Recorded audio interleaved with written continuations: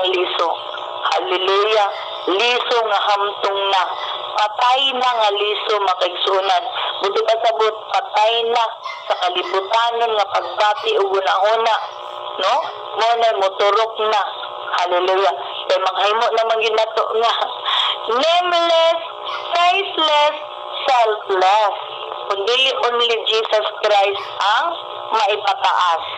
Muna makaigsunan, I hope nga natay nakuha na sabtan. Hallelujah. Na kung kinsa man ang mo-share sa atong pulong sa Ginoo, dili nato siya tutukan, di man gid malikayan. Pero pag makita nimo nga ingana pag ganing manifestation sa iyang kinabuhi, ayaw na lang espresa. Ang dawata ang pulong nga iyang gi-share nimo nga nainganyo ka, na kumbinsi ka, buti pa sabot gihimo lang siyang tulay para mapatabok diha nimo ang pulong sa Dios, para ka makadungog sa pulong sa Dios. Kaya ayaw siya tutuki mga kaigsunan. Dahil ito kung unsaon magid ni na pastora nga mao naman jud ni nani na pastora, ayaw jud siya tutuki.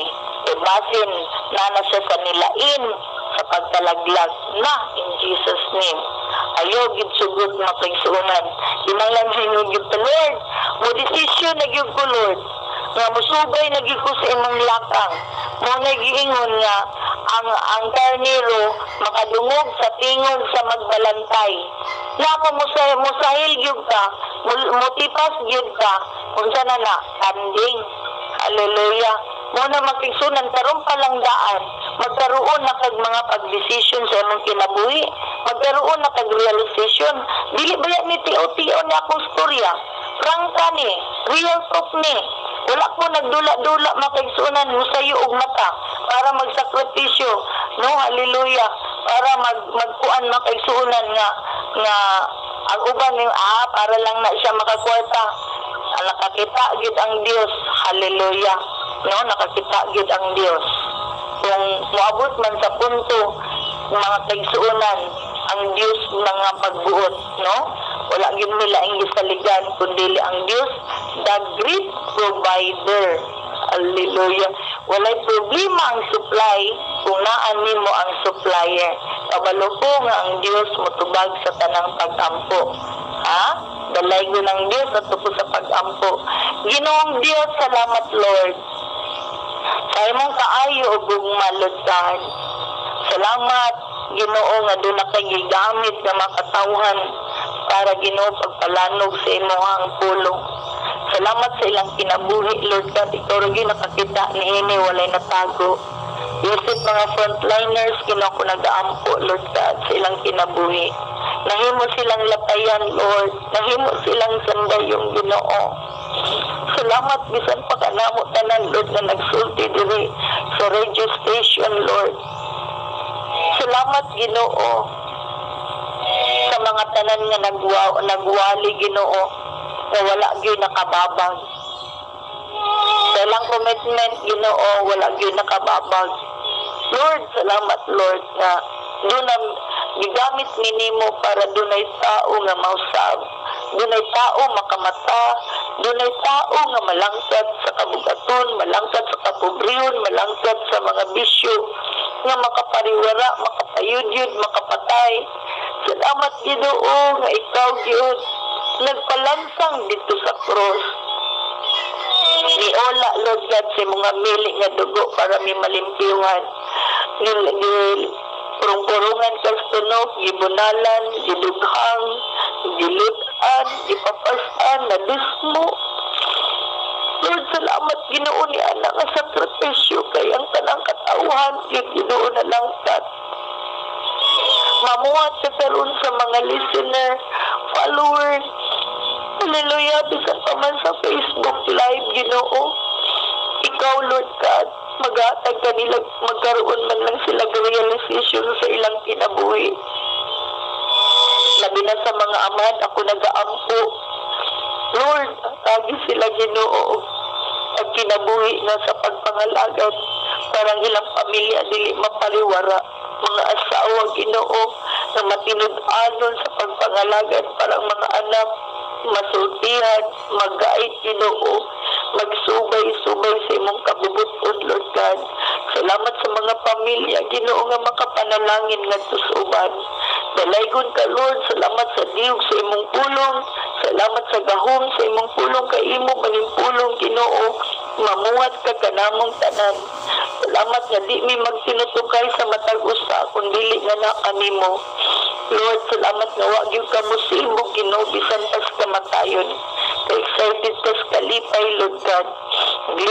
Naglingkod na pa sa tuo sa Dios, Ginoo sa trono sa tuo sa Dios. Salamat nining kabuntagon. Nagapadayon ka kanamo Ginoo pag-atiman Lord God, protection Ginoo.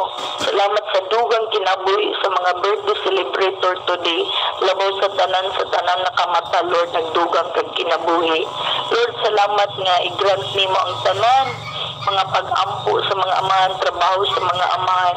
Lord, sa imong pagpanalangin Ginoo sa mga lakaw sa alagad, mga missionary Ginoo, salamat Lord. Igamit ninyo ilang mga tiil para pagsangyaw sa imong pulong sa mga frontliners Ginoo. Salamat sa imong pag-atiman, pagtagpo sa tanang mga panginanglan. Lord God, at ayon ka Ginoo sa silyo sa imong amili nga dugo sa pangalan ni Ginoong Jesucristo. Amen and amen. Maayong buntag sa tanan, Pastor Abam, temporarily signing off. Bye-bye. God bless us all. I love you all. Hallelujah. No, dalay ko ng Diyos.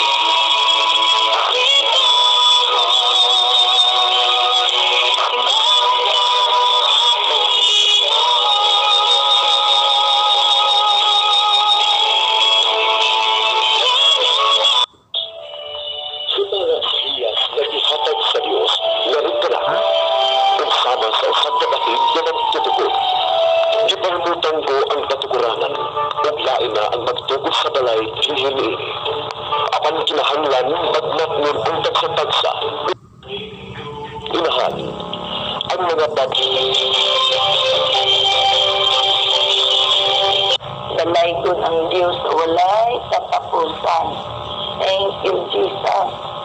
Salamat, Ginoo. Hallelujah. Dalaygon ang Ginoo. Salamat, Lord, na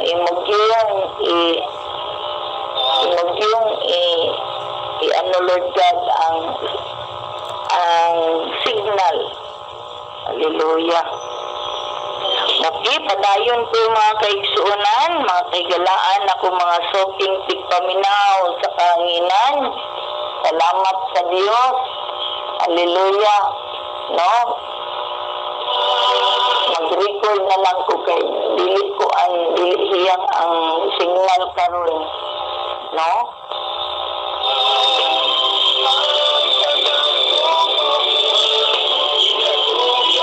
Good morning. Usa, padayon ko mga kaigsuunan kay galaan ako mga shopping tigpaminaw sa kanginan bisan pa man sa Facebook Live nag-record ako kay dili kuan ang signal, no? Dili friendly ang signal. Nanata sa ikawalo, no? Inanglan ato siyang alagaran.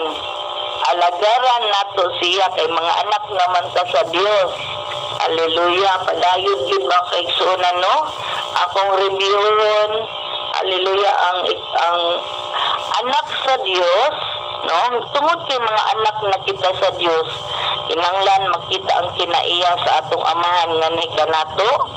Di na ingon nga kinahanglan pa makita na gyud. Ang magkinanglan nga ang tanan natong buhaton para sa pagpahimuot kaniya, makapahimuot na gyud kaniya. Hallelujah, na naman anak naman ta sa Dios. Kinanglan nato ipailalom ang atong relasyon kaniya. Dili gid loading. Kanunay gid tune in. Hallelujah nga ang atong relasyon niya. no?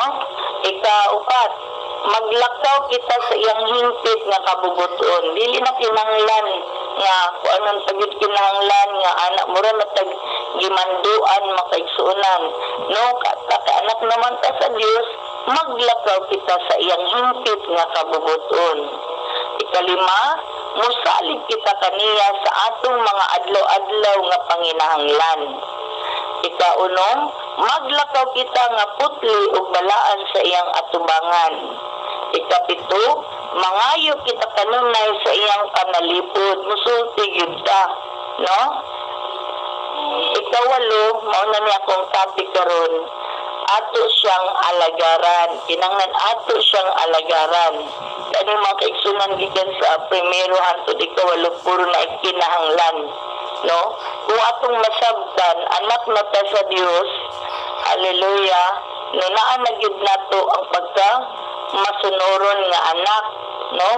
Diyos gyud ang atong gialagaran, dili ingon nga tanang basta-basta makaigsunan kagalaan, no? Ning ula sa iyang hamiling dugo ni Jesus, ang the Creator, ang Amahan, gigugma pag-ayo ang tibuok kalibutan. Hallelujah. Gihatag ni iyang bugtong anak para kita magkaroon og kaluwasan, libre nga pagkamatarong, libre nga kaluwasan makaigsunan pagkanindot sa kinabuhi pag naa ang Dios. Amen. Ang tanang buutang mga anak muhatag og kalipay sa ilang mga amahan, binaagi sa pagtabang unsay trabahoon sa panimalay. Hallelujah. Una mga kaigsunan, kagalan ako mga suking tigpaminaw, kumusta buutan ba ta nga pagkaanak? Di ba ta pasaway? Di ba ta pamadlong? Di ba ta nagahatag og stress sa atong ginikanan? Sa nagpangidaron og dosis si Jesus, ako na di ening na ano gabi, walang matiaga ni ng kadlawon. Nagsugod na siya pag-apil sa trabaho sa amahan sa langit. Lucas 2:42 o 49. Si Jesus ang atong ehemplo, niani siya aron pagbuhat sa katuyuan nga gisangon kaniya sa amahan ug ang paghuman niini. Juan 4:34 dito sa krus nahuman dito sa krus nahuman ni Jesus ang iyang misyon, pagbayad sa tanang sala sa kalibutan.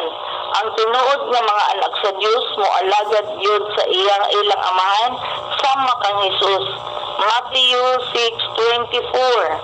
Ang ilang tanan-awon mao ang pagtigom og bahandi didto sa langit. Matthew 6:19-21. Ang katuyuan sa mga anak sa Dios mao ang paghuman sa trabaho sa ilang amahan sa langit dinhi sa yuta. Hallelujah. Nahuman na diini nako gahapon, no? Mao ang pag-aplikar sa kaugalingon sa dihang atong nasabtan nga kita mga anak sa Dios, unsay nausab kanato. Hallelujah. Alam mo niya, may claim na kakaroon nga anak na ka sa Dios, anak na ka sa Dios, unsay nausab sa atong kinabuhi. Ha? Hallelujah. Unsay nausab sa ato ang kaugalingon. Maayo ba kita nga mga nga anak sa Dios? Napataas ug nahimaya ba siya at sa atong kinabuhi? Maapektuhan ba ang amahan kung ang anak nagpabadlong? Oh, hallelujah. No, ang Dios di gyud na mausab, the same yesterday, today, and forever.